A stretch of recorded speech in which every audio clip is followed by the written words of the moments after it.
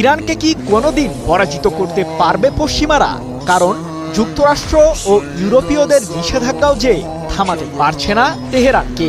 তাহলে ইরানের বিজ্ঞানীরা কি গড়ে তুলছেন মুসলিম বিশ্বের নতুন সামরিক শক্তি? হঠাৎ করেই জাতিসংঘের পরমাণু সংস্থা IAEA এর সাথে সম্পর্ক ছিন্ন করা এবং ইরানের ক্ষেপণাস্ত্রের সীমার সক্ষমতা বৃদ্ধির ঘোষণা দেশটিকে করে তুলেছে অপ্রতিরোধ্য। যেন কোনো বাধাই সামরিক ও প্রতিরক্ষা শক্তি অর্জনে ইরানকে দমাতে পারছে না। NPT চুক্তি থেকে বেরিয়ে আসার ফলে ইরান কি এবার তৈরি করতে পারবে পারমাণবিক অস্ত্র?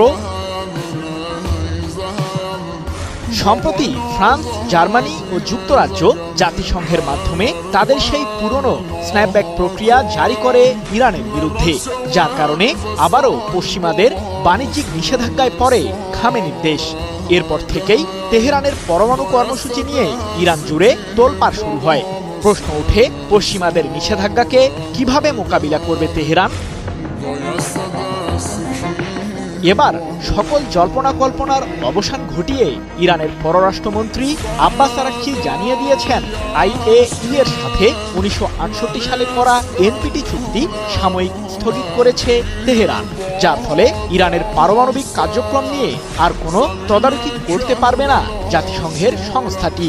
এ প্রসঙ্গে আরাকচি বলেন, আমরা IAEA এর সাথে পরমাণু সহযোগিতা চুক্তি সাময়িক স্থগিত করেছি।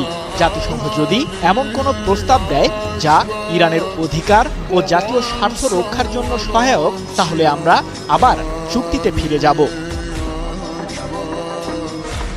তাহলে কি এবার পরমাণু অস্ত্র তৈরি করবে ইরান?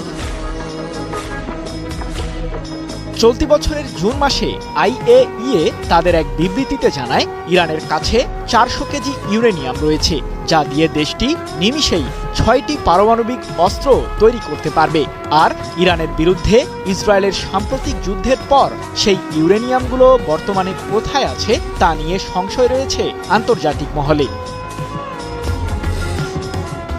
এদিকে ইরানের সর্বোচ্চ প্রতিরক্ষা বাহিনী IRGCর খাতাম আল আম্বিয়া কেন্দ্রীয় সামরিক সদর দপ্তরের ডেপুটি ইন্সপেক্টর মোহাম্মদ জাফর আসাদির একটি ঘোষণাকে কেন্দ্র করে ইসরায়েল ও যুক্তরাষ্ট্রের মাঝে শঙ্কার ছায়া নেমে এসেছে।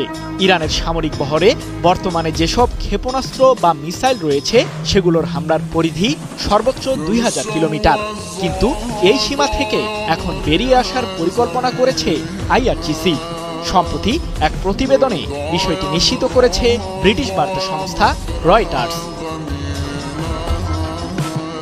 মিসাইলের হামলার পরিধি বৃদ্ধি করার প্রসঙ্গে জাফর আসাদি বলেন, ইরানের ক্ষেপণাস্ত্রের পাল্লা প্রয়োজন অনুসারে যে কোনো পর্যায়ে বাড়ানো হবে।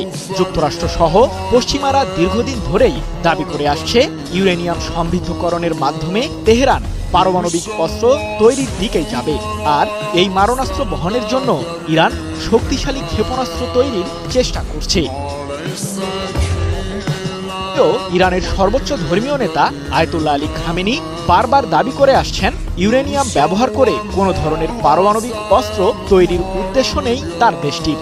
তেহরান মূলত এই উপকরণগুলো ব্যবহার করে বেসামরিক খাতের উন্নয়ন করবে, যদিও তার এই দাবি নিয়েও বিশ্লেষক মহলে শঙ্কা রয়েছে। কারণ বেসামরিক খাতের উন্নয়নের জন্য 60% পরিশুদ্ধ ইউরেনিয়ামের প্রয়োজন নেই বলে মত সমরবিদদের। সৃজন মাহমুদ, নিউজ 24।